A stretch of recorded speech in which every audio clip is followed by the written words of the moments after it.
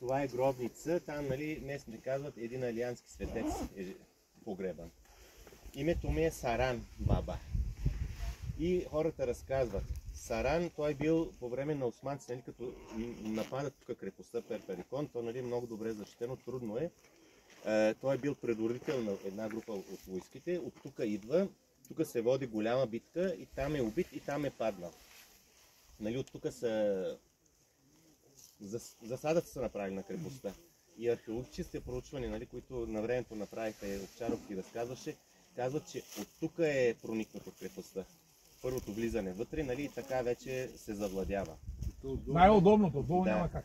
От тая страна са дошли, те от всякъде го заграждат, но, нали, тук е най-лесен достъп, явно и затова е направена и кула, явно е било много защитено това място, защото е най-слабото звено, нали, и от тук са влезли.